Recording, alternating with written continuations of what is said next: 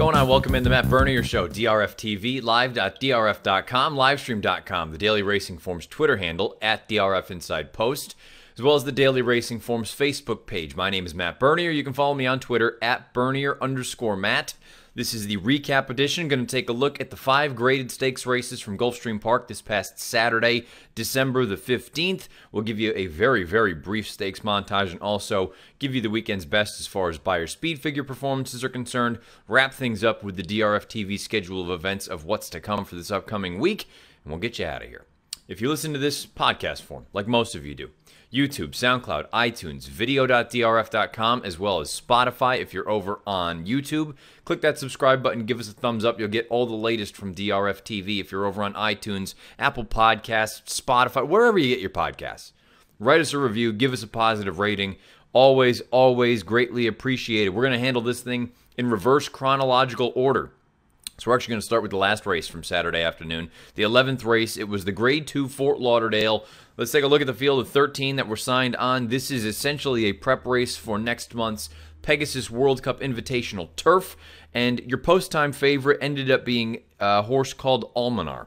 Now, Almanar is a horse that been well documented. He needs firm going to really be at his best. And anything less than firm, he just doesn't really get over the surface very well. Well, unfortunately for folks that liked Almanar in the spot, myself included, the turf course was officially listed as good because of rain that had fallen throughout the day. And sure enough, he kind of bombed in here. Horse that didn't, though, and has built a bit of a compelling case for himself for a year-end award, is Glorious Empire. Here he is winning this year's Fort Lauderdale. Fully stretched second, Toledo wide on the course with the Visadero. Cutting the corner is Kurban with Projected. There's an 1/8 of a mile to go. Can they reel in Glorious Empire? He's strong up front.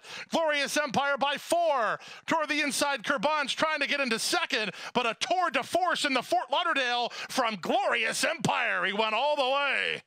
Kurban was second. High Happy finished third. Very impressive effort from Glorious Empire. Gate-to-wire fashion at odds of 7-1. He gets the job done over Kurban, who runs second at 6-1. And High Happy for Todd Pletcher runs third at odds of 5-1. Let's take a look at your winner, Glorious Empire, 10 of 25 lifetime. He is just under $1 million in career earnings, a shade over $966,000. Owned by Matthew Shera. Trained by Chuck Lawrence. Bred by Patrick Grogan in Ireland. Ridden to victory by Edgar Prado, well handled on the front end, and you can see the pedigree at the bottom of the horse card. This is a gelding by Holy Roman Emperor out of a pivotal mare named Humble and Proud. The 7-year-old just keeps getting better and better, a 107 Beyer speed figure. For Glorious Empire, it sounds like there is a real possibility he runs in that Pegasus World Cup Turf Invitational next month. No reason not to, based on the heels of this effort. From a speed figure standpoint, the interesting thing with a horse like this, if you take a line through that Breeders' Cup Turf, which was run over an absolute bog at 1.5 miles, perhaps it was just, he just didn't handle the turf for one reason or another. Draw a line through that, he has just been rock solid this year, and my concern with him coming into this race was, is he just really a Saratoga horse for course? And not that he's incapable of running good races elsewhere, but his game just went to a totally different level up at the spot. Well, this race kind of dispelled that sort of argument, really kind of squashed it, because this is, I believe, the fastest he's ever run, the 107 Beyer. Time form ratings are not out yet, so I won't have those for any of these 5 races.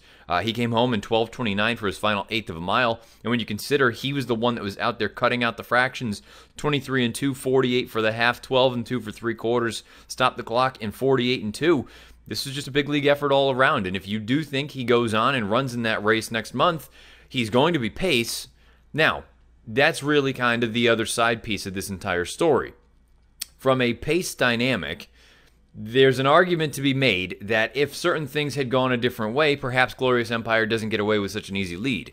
That's horse racing, it is what it is. But when Black Type is as slow away from the gate as he is, and essentially takes himself out of the running, because this is a horse that likes to be out there winging it on the front end, or at least be right up there pushing the pace, and no one else really has the kind of gas to go with a horse like Glorious Empire, well, again, circumstances fall into play where this one just kind of takes advantage and gets the best of it all.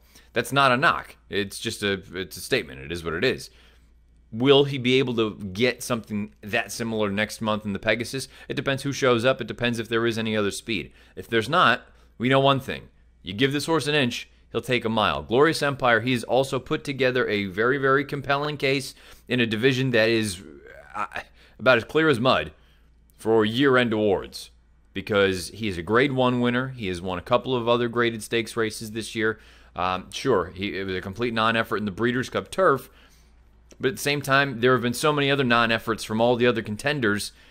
He's put together a very fair, competitive argument that he should be the champion older turf horse in 2018. I don't know who I'm going to vote for in that division just yet, because again, it just feels like it's a complete crapshoot, and I wouldn't be surprised if you had 5 horses get equal sort of voting, and it ended up just kind of shaken down in a who knows what fashion. The favorite for that division right now will be about 6-1, because no one knows. There's no super strong argument for any one horse over the others. They've all had their hiccups, and they've all put forth solid enough efforts, but none of them were consistently great from start to finish.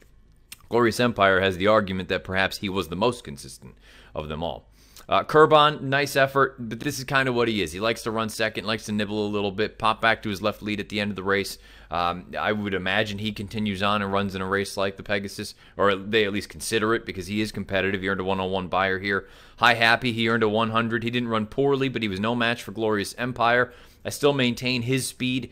And now look, I said this about Glorious Empire as well, and I was clearly wrong.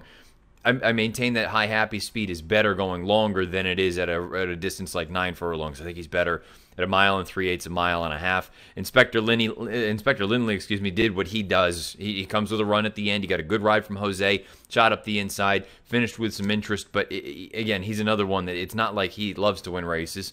Divisadero, it wasn't the best effort, I don't think. I mean, he got up there relatively close at one point. He just kind of flattened out down the lane.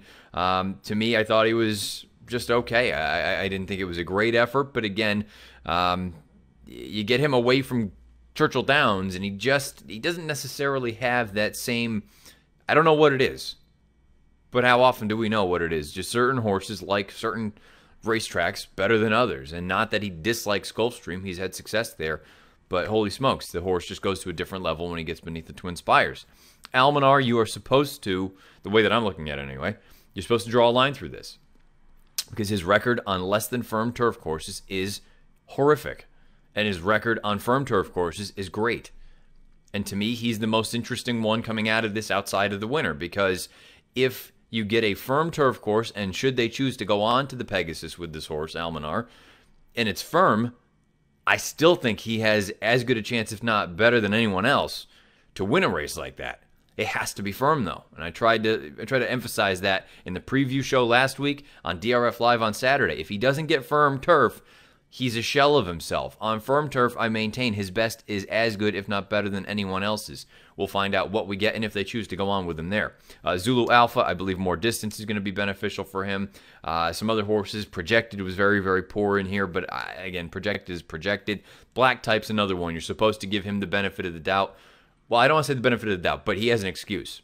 He didn't get out of the gate at all. For some reason, he was just a little bit flat-footed when the gate sprung, and that put him way behind the 8 ball. He is a horse that likes to be much more forward, out there pushing the pace, if not outright on it. Draw a line through this one. You expect him to be a little bit better next time through. Mr. Haverkamp, very disappointing. It looked for a moment as though he was, just not, I don't want to say there was an issue, but he was essentially taken up out of the race by Velasquez. I haven't heard anything. Hopefully everything is fine with him. If everything is fine, maybe it just continues to play into that sort of narrative that I've laid out, that he's good at Woodbine. He's not as good when he gets in against the big boys. But we'll find out. And again, knock on wood, fingers crossed. I haven't seen anything. Hopefully everything is okay with Mr. Haverkamp. Horse we know everything is okay with is Glorious Empire. He is in raging form. I know that Breeders' Cup was very, very disappointing. But over that turf course, I suppose he had an excuse. Draw a line through that. He has shown up with some pretty big efforts here in 2018, and he has put together a legitimate case that he is the best older male turf runner, and he deserves an Eclipse Award. We'll find out if he gets it. But what we do know, if he shows up in that Pegasus World Cup turf, which it sounds like that's on the table, you got to view that speed as very, very dangerous and respect it. Somebody's got to go and keep him honest, because if you give him that inch, he's going to take a mile. He's going to go a long way. Glorious Empire, very impressive, winning this year's Fort Lauderdale, gate-to-wire fashion with a 107 buyer. 10th race at Gulfstream on Saturday was on the main track, a little bit of a wet main track. This was the field for the Sugar Swirl. 6 furlongs. You had fillies and mares going here, and the post-time favorite was Dream Pauline. Now, Dream Pauline, very lightly raced filly, a 3-year-old taking on a handful of older horses in this spot. She was, I don't want to say unexposed, but the only real stumbling block that she had was her most recent start, and that was off of a little bit of a layoff. And you knew that at her best, she was probably just better than the rest of this field. The question was, what would we get off of that little bit of a stumbling block effort at Churchill Downs? And would anyone really challenge her? Would anybody be able to come through and offer any sort of real resistance? There was one horse that had a fast race in her past performances. The question was, would Stormy Embrace show up with one of her best efforts? She indeed did, but she still couldn't get by Dream Pauline. Here's the stretch run of the Sugar Swirl. Stormy Embrace comes alive, working into the clear now. A Pacific Gale with now 3/16 to go. Castellano gets to work on Dream Pauline. Stormy Embrace charging hard on the outside, these two. It's Dream Pauline or Stormy Embrace. Dream Pauline just in front. Stormy Embrace takes a late surge. This is going to get very close. Dream Pauline. Dream Pauline turned away. Dream Pauline prevails at odds of 8-5 over Stormy Embrace by a neck. She runs second at 5-2, and the 30-1 shot, one of the longer shots on the board anyway, Pacific Gale, rounds out your trifecta. If you played that trifecta, nice little return there. 50 cents got to $35, considering you had chalk on top of chalk for the first two. Let's take a look at Dream Pauline. 3 of 4 lifetime, 4 times in the money, just over $150,000 in career earnings. Owned and bred by Stone Street Thoroughbreds in Kentucky, trained by Kieran McLaughlin. And you can see ridden to victory by Javier Castellano. She is a filly by Tappet out of a Wild Rush mare named Dream Rush. 90 buyer speed figure for each of the top 2 finishers, Dream Pauline and Stormy Embrace in this year's Sugar Swirl. Kieran McLaughlin, after the race, was quoted saying she's very lightly raced. Hopefully she'll be back on January 26th in the Hurricane Birdie. It's nice to know that she can handle a sloppy sealed racing surface for what it's worth. I thought she was just a little bit, she needed to be pushed along by Javier early to get sort of into gear. It just didn't seem like she was all that, I don't want to say alert, but she just didn't seem to really find her stride until maybe 1/8 of a mile into the race. Once she finally did, she brought herself right up into that perfect stalking position off of the 30-1 pace setter, and ultimately it was just kind of showtime from there. But having said that, Stormy Embrace did come with a pretty legitimate bid, and I thought the most impressive thing about Dream Pauline here was how game she was. I thought she dug in quite well down on the inside. There was no guarantee that she was going to end up holding off a horse like Stormy Embrace, and I can say what I want about Stormy Embrace. I feel like that big effort from her last year at Gulfstream was a little bit of fool's gold. That is not the filly that she is. She is capable, though, of a high 80, low 90 buyer speed figure on her best day, and that's what you got here in this spot. Now, I'm going to be curious to see from a distance standpoint with Dream Pauline. I know she galloped out very well. I don't know that longer is better for her. I feel like 6 furlongs, 3/4 of a mile, that's really her bread and butter. Whereas a horse like Stormy Embrace, should they run a race at a slightly longer distance, whether it's 6.5 or 7, off the top of my head, I can't remember what the distance for the Hurricane Birdie is. But if it would be a little bit longer, there's a part of me that would look at it and say Stormy Embrace could potentially have the upper hand in a spot like that. I think Dream Pauline is a talented filly. I don't think she's a superstar. I'm not a huge weight person, but if you are, you have to look at this as well and say Dream Pauline, she carried 116 as opposed to Stormy Embrace, who carried 123, and they were only separated by a neck, with Stormy Embrace coming from well off the pace. So there are a number of things that you can point toward and say if they meet again, perhaps Stormy Embrace can turn the tables on her. What you do know, they were a country mile clear of third, and unless someone else, another major player, shows up in a race like that, these two, should they end up in that Hurricane Birdie together, they're probably going to be the 2 favorites in there as well. So we'll find out. Perhaps there'll be some interesting new shooters that show up for a race like that. But if we get a rematch, that'd be great. If we get a longer distance, which again, I apologize, off the top of my head, I don't remember. If it is a little bit longer, perhaps Stormy Embrace can get a little bit closer and perhaps even get the job done over her. But at the end of the day, Dream Pauline, she's still lightly raced, and perhaps there is another forward move for her here. She gets the job done in the Grade 3 Sugar Swirl, going 6 furlongs with a 90 buyer speed figure. Grade 3 My Charmer, a mile on the turf, fillies and mares, 3-year-olds and up, race number 9. Let's take a look at that field. A full field of 14 signed on. Post-time favorite was La Moneda. Coming in from New York, she was trying Graded Stakes Company for the first time, outside of New York for the first time. You knew on her best day she's capable of a low to mid 90 Beyer speed figure, but you had to deal with the ship, you had to deal with better horses, you had to deal with a good turf course. So she was no slam dunk by any stretch of the imagination. You also had some interesting alternatives. You had a horse like Bellevais, you had a horse like Capla Temptress, you had a horse like Lafta, you had a horse like Pas de Souzy. But the problem was with this race, or at least a factor, was the likely pace situation, where there was plenty of it signed on early. Perhaps it would compromise horses that were more forwardly placed and perhaps help horses come from a little bit farther off of it when they did their best running at the end. Also helps when you get a brilliant ride. Here is Joel Rosario and his ride aboard the winner, Capla Temptress. For the stretch, Cherry Lodge comes under siege. The rail just opened for Bellevais, but Capta Temptress is over the top and charging hard as La Moneda puts a neck in front. La Moneda in front, but on the outside, Capla Temptress powers past under Joel Rosario. La Moneda is game in second. Up on the outside here, Special Event for third. The win is going to Capla Temptress. Capla Temptress by 2 in the end from La Moneda second. Capla Temptress gets the job done at odds of 4-1 over La Moneda, the post-time favorite of 2-1. Special Event rallies from well off the pace at odds of 12-1. Your fourth place finisher is Bellevais at 5-2. Let's take a look at Capla Temptress. She's 4 of 11 lifetimes, 6 times in the money, over $343,000 in career earnings, owned by Team Valor International, trained by Bill Mott. Bred by Pierre House Stud in Ireland, ridden to victory by Joel Rosario, and the pedigree at the bottom of the horse card. She's by Lope de Vega out of a Dancilli mare named Mrs. Beaton. 94 Beyer speed figure for Capla Temptress. She comes home in 25:08. May not sound all that fast in the grand scheme of things, but when you compare that to the times of everyone else coming home in this race, their final quarter, La Moneda came home in 25:67. Special Event from even farther back, 24:97. Bellevais, 25:88. We'll talk about her in a moment, though. I don't know that that's totally fair. And then Lafta, a horse also coming from the back, 25:44. So the turf course certainly played into this race. You can take a look at the fractions: 23-4, 48-1 for a half, 13-2 for 3/4, and they stopped the clock in 39. I thought this was a great ride from Rosario, just absolutely beautiful. Just threads the needle, finds his way through, angles her out into the clear at the perfect time, and she goes on with it and kicks like a mule down the lane. I thought it was a really impressive effort, and I brought it up when we spoke about her in the preview for this race, the idea that I just felt like getting back to a mile would be the real difference maker for her. I didn't think she'd run poorly in each of her past 2 starts. She was compromised by a pace situation. She was taken out of her element, being too much more forwardly placed in the race at Belmont. And again, the distance. Her best races of her career had come in a flat mile. Get her back to this distance. She shows up and she gets a graded stakes victory, her first one of the year. I thought it was a good effort from La Moneda. She did not disgrace herself whatsoever. You could very easily make the argument that she was, or perhaps ran the best race in here.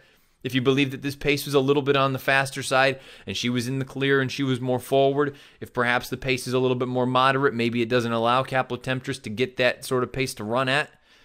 And perhaps that's enough to keep La Moneda in the position where she'll always be able to hold Capla Temptress at bay. That was not the case here in this race. I thought La Moneda ran very well, and I think she deserves another shot in another graded stakes race here in the very near future. Special Event, as well as she ran, she came from well out of it. She had the pace to run at, and she never changed leads at any point. And I recognize she came home faster than Capla Temptress did. She came home in 24:97, but not changing leads, that to me, that's a major red flag, especially at this level. You can't afford that kind of a.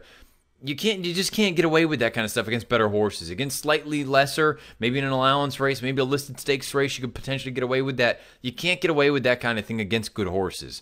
And I'm not suggesting that's why she didn't win this race, but it certainly didn't help her cause that she just didn't do everything she was supposed to do. Now, maybe that's a physical thing. Maybe that's just her. To me, it's still not something that I like to see. So me, when I look at that, sure, she ran well here. But to me, going forward, she's that kind of horse that I'm not going to be super in love with wherever she shows up next. Bellevais, you got to give her the benefit of the doubt here because she was pocketed up in a beautiful position. Javier was doing everything right. And unfortunately for he and her, when they turned for home, he tried to shoot up the inside. Now, Cherry Lodge was the one that was setting the fractions in here. The hole wasn't quite large enough. Bellevais actually clips heels briefly. And, I mean, it wasn't a disaster, but it still wasn't good. Stymies your momentum a little bit, and then she has to try to rally again with all the other horses. They've already got a full head of steam. The Capla Temptresses of the world and La Moneda at that point. So, Bellevais, I don't think she was really going to threaten to win, but it didn't hurt or it didn't help her chances anyway, being down on the inside when she nearly clips heels and you have a bit of an issue. It was just in a little bit tight. And again, I don't know that you want to hold the fact that she finished in 25.88 against her. I think there's at least reason to believe that she would have finished a little bit better than she did had she not had that sort of little incident turn her for home. So as far as the rest of the field is concerned, I don't have much to say. Some of the horses that were forward, maybe you want to give them the benefit of the doubt. But look, we're in the grand scheme of things, this is a pretty formful race. I mean, of the top 5 finishers, there were 5 of the 6 choices in here. The horses that were longer shots, they ran toward the back. The only one that really fell apart was Posit Susi. But again, perhaps that was more a product of being forwardly placed and having that outside draw. So maybe, again, in the grand scheme of things, this was not any sort of a crazy race the way that it was run. Kind of ran to form, kind of ran the way that you thought it would. And ultimately, you got a beautiful ride, and perhaps that was the difference maker in here. Capla Temptress, she gets the job done in the Grade 3 My Charmer with a 94 Beyer speed figure. Grade 3 Rampart was the 8th race at Gulfstream on Saturday. Let's take a look at that field. Fillies and mares traveling a mile on the main track. Sloppy sealed, but all eyes were on Electric Forest for Chad Brown. She is a very lightly raced 3-year-old filly. She was the only 3-year-old in this field taking on elders. And the sky looked to be the limit for her. I was very high on her coming into this race. The question was, you know, she would need to take on Graded Stakes Company for the first time. This was her second start off of a considerable layoff. And to be fair, she hadn't run incredibly fast yet. Heck, she hadn't even run fast yet. Let's just call it what it is. I thought there was reason to believe that she was faster than what the numbers would suggest already. And unfortunately for me, a little bit of a tough luck situation from a trip. Horse that worked out a very nice trip, though, was your eventual winner, Tecalita. Here's the stretch run of the Rampart. 11-1, they're at the top of the stretch. Tecalita and Tappa continue on. Electric Forest still has no place to go. Back to 4th and Nirvana with an 1/8 of a mile left. Now Electric Forest wheels to the far outside as taking the lead is Tecalita. Tecalita and Luis Saez onto the front. Tappa tries to hold second. Tecalita wins the Rampart. Electric Forest got second. Tappa third, and 4th was Nirvana. Tecalita gets the job done at odds of 5-2 as the second choice over your 8-5 favorite Electric Forest. Your third place finisher is Tappa at odds of 3-1. A very, very formful race. The top 3 choices run 2, 1, and 3. My point is they all run in the top 3. Tecalita. She's 5 of 19 lifetime, over $666,000 in career earnings. Owned and bred by Dorothy A. Matz in Kentucky, trained by Michael Matz. Ridden to victory by Luis Saez. The pedigree she is by Union Rags out of a Mr. Greeley mare named Sangrita. 91 Beyer for Tecalita. It sounds like she's going to be bred, we know, according to Michael Matz, he was quoted after the race. She'll be bred to Street Sense in the spring. This may or may not be her last race, though. If she shows up again, certainly keep an eye on her wherever that is. If not, she goes out a winner. So that's always a nice story and a nice way to go out. She's a nice filly. She's always had some ability. Questions about distance and things like that. I personally think she's still better at 7/8 as opposed to a 1-turn mile. You saw her on her left lead finishing this race, but she took up that stalking position, and really it worked out twofold. It worked out because she took up the ideal position with the target just in front of her, but also she hemmed in the horse that she needed to beat, and that was Electric Forest. Now, she's the one that I'm really interested in taking out of this race because Electric Forest, she was a little bit sluggish out of the gate, which has been a little bit of an issue for her in all of her lifetime starts. She's not the most alert thing. So she was a little bit farther back. Jose gets her into it a little bit, pushes her up. Coming down the backside, she's mid-pack, but she takes up that perfect stalking position in the pocket, entering the far turn and rounding it. Jose has plenty of horse. He just cannot find a way out. The pace setter Tappa is here. Then you have Tecalita, and you've got the proverbial box where there is nowhere for this horse, Electric Forest, to go. Eventually, he waits, recognizes that it's too late. Now Tecalita has the full head of steam turning for home. Jose angles Electric Forest sharply out into the clear, and at that point, the damage was done. There was no way that she would be able to overcome that kind of a situation. She ran very well in here, I thought, all things considered. It was an unfortunate circumstance. I'm not blaming Jose Ortiz whatsoever. It's just one of those things where it was a great trip until it wasn't a great trip. She just got hemmed in there, couldn't get out in time.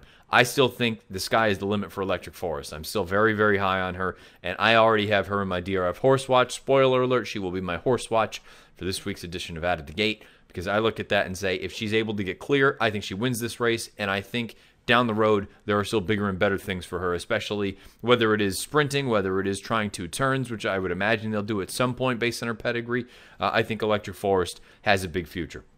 Tappa, Tappa, Tappa did not run poorly here. I think she is considerably better at Tampa Bay Downs. I'd like them to send her back to her home base at Tampa. But keep in mind, this was her first start since April at Keeneland. So to me, you get a race into her here, get her back to Tampa Bay. I think she can do something over there because that's where her best races have come, no question about it. Rest of the field, disappointing, specifically Tweeting. She didn't really do much running in here. She was bet down to odds of 4-1, but it is what it is. Tecalita, she sits that nice stalking position. This may have been her last race. If it was, she goes out a winner. She got a date with Street Sense here in a few months. Maybe they run her back one more time, but if not, she goes out a winner. She gets the job done in the Grade 3 Rampart with a 91 Beyer speed figure.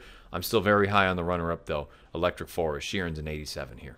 This last recap is going to be the first graded stakes race from Gulfstream on Saturday. It's the Harlan's Holiday. Let's take a look at the field. There were only 6 signed on because there was a horse that was 1-10. His name is Audible, trained by Todd Pletcher. This recap is going to be, and I do feel bad about not giving a horse. Well, I shouldn't even say that. Let's just lay out the picture for you. Audible was this was supposed to be a public workout, with the goal being the Pegasus World Cup on dirt next month. Instead, what you got was a colossal flop, and you had a pretty big upset with a horse called Sir Anthony. Let's take a look at the stretch run of the Harlan's Holiday.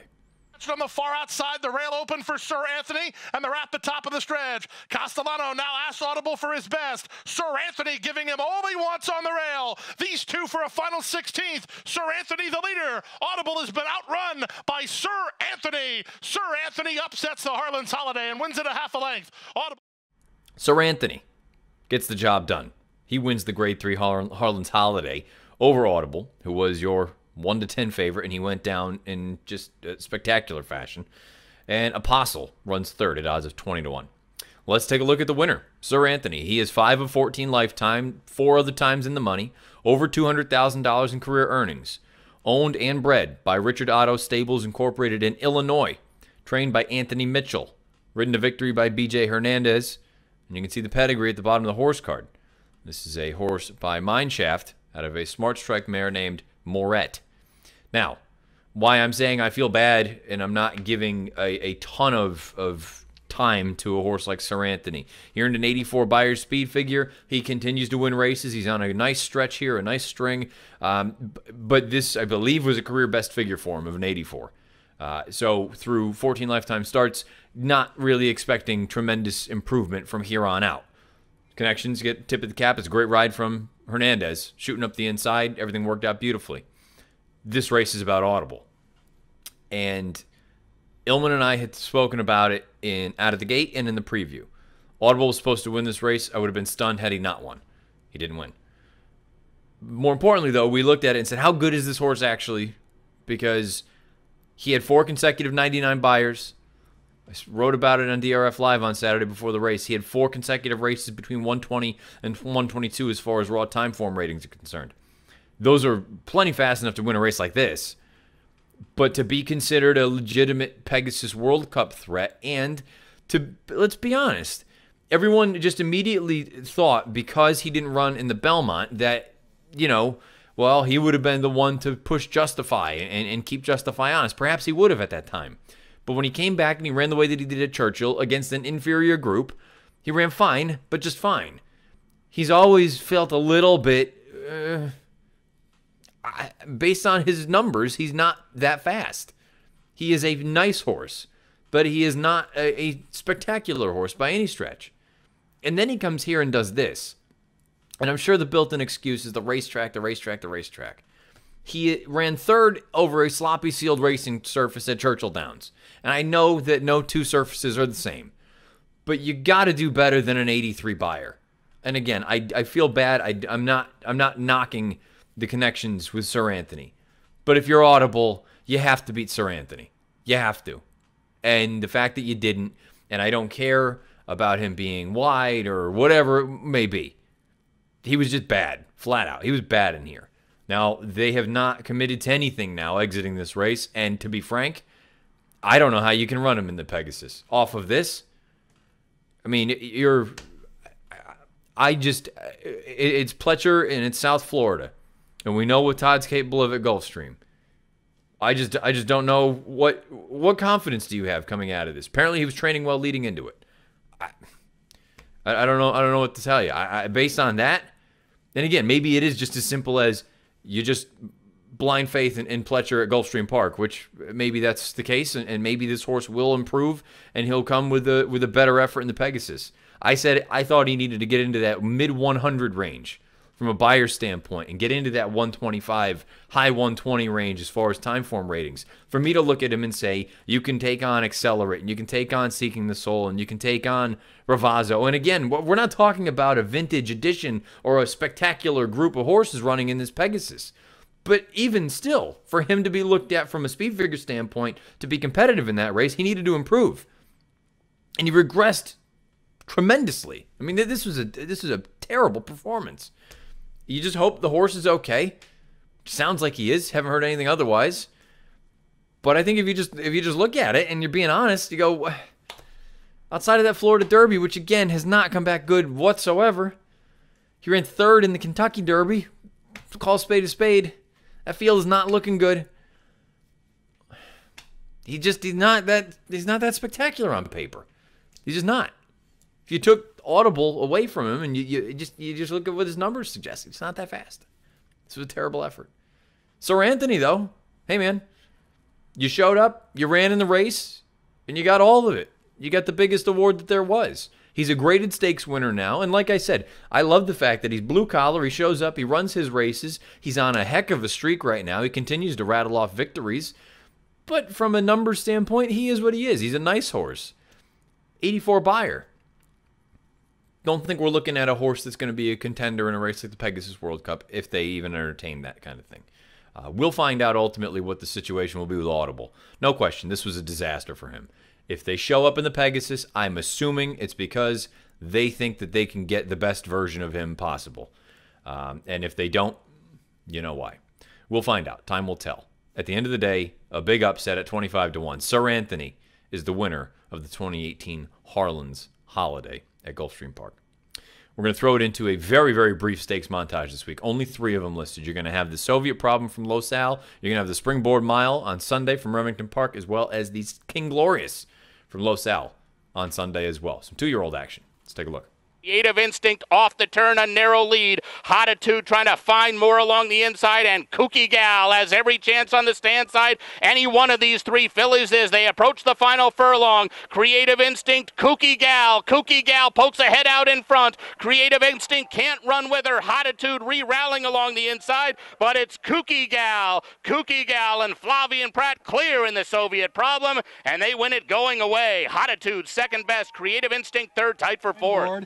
Dump is outside between runners Dobbins G, inside Marquis Prince, fading a bit, and here comes Long Range Toddy breaking out of traffic and gunning for the front. Long Range Toddy grabs the lead inside the furlong pole. Long Range Toddy, the Clever Trevor winner, is pouring it on. Bank it, rolling after Long Range Toddy. Long Range Toddy needs a line, and Long Range Toddy gets it by a head to win the Springboard Mile over Bank it. Top of the stretch, Galilean turns them on down in the Clean Glorious. Our Silver Oak trying to get to the favorite, but Galilean looks like he has got plenty left in the tank, and now Pratt asks him for more, and he is responding. Here is Galilean quickly 5 lengths in front and drawing away first time around 2 turns. No problem for this son of Uncle Mo. He glides home a 6-length winner. Our Silver Oak was second, then Feeling Strong, and a late running Tavon. There's the stakes montage. A couple of promising efforts. Thought that was a nice effort at Remington on Sunday, as well as Los Alamitos. So there's some 2-year-olds maybe you want to keep an eye on going forward. Let's take a look at the best performances from a buyer speed figure standpoint from this past weekend. We take them right in order. The 2-year-old males on dirt. Galilean, you just saw him in the Los Alamitos race. The King Glorious, an 88 buyer. 2-year-old fillies on dirt. Fashion Faux Pas, an 80 in the Sandpiper at Tampa. 2-year-old males on turf. Vivid Verse, a 75 and a non-winners of 1 other than at the fairgrounds. 2-year-old fillies on grass. Flashy Doll, a 69 and an N1X at Gulfstream. 3-year-old males on dirt. This was a pretty big performance. You can find this all over the place. World of Trouble, a 109 buyer in a stakes race at Tampa. That was on the main track as well. Who knows? They have options going forward now. 3-year-old fillies on dirt. My Big Italian Friend, 92 in a maiden special at Gulfstream. 3-year-old male on grass. Ikaru and Midnight Tea Time, 83s in a non-winners of 1 other than at the fairgrounds. 3-year-old filly on turf. Capotemptress, you saw her winning the My Charmer with a 94 buyer earlier. Older males on dirt. Super Tap at 98 in an N2X at Gulfstream. Older females. Tecalita, a 91 in the Rampart, winning that race down at Gulfstream. Older males on grass, Glorious Empire, just very impressive, winning the Fort Lauderdale with a 107. And the older fillies and mares on grass, La Moneda, a 92, finishing second in the My Charmer down at Gulfstream. There you have the weekend's best as far as Beyer speed figure performances are concerned. DRFTV schedule of events, what's to come for this week? You know the drill. DRF Bets Races of the Day, DRF Players Podcast, DRF Sports Forum Podcast, Matt Bernier Preview Show. You're going to have Out of the Gate. You're going to have a breeding report. You're going to have formulator angles. A little bit of this, a little bit of that. You got it all covered. Head on over to video.drf.com or the Daily Racing Forms YouTube channel. Speaking of the Daily Racing Forms YouTube channel, first things first, if you listen to this live, thanks for doing so. That's on Tuesday at noon. Live.drf.com, livestream.com, Daily Racing Forms Twitter handle at DRF Inside Post, as well as the Daily Racing Forms Facebook page. If you listen podcasts like most of you do, you can head on over. You can get it on YouTube, SoundCloud, iTunes, video.drf.com, as well as Spotify. If you're over on YouTube, click that subscribe button, give us a thumbs up. You get all the latest from DRF TV. If you're over on iTunes, Apple Podcasts, Spotify, however you get your stuff, write us a review, give us a positive rating. Questions, comments, concerns for me beneath the video player on YouTube or on Twitter at Bernier_Matt. I will be back with the preview edition coming up on Friday, and that will be the last that you'll get from these podcasts for the year, because Friday is my last day until we get back in 2019. So there will not be a recap for quite some time. When I come back, I'll try to figure out how that's going to go, because we'll have had opening day at Santa Anita, and we've had a number of other races too to go over. So we'll figure that out in time. But until then, until Friday anyway, when the preview show comes back, best of luck however you play, whatever you play, wherever you play. This has been the recap edition of the Matt Bernier Show.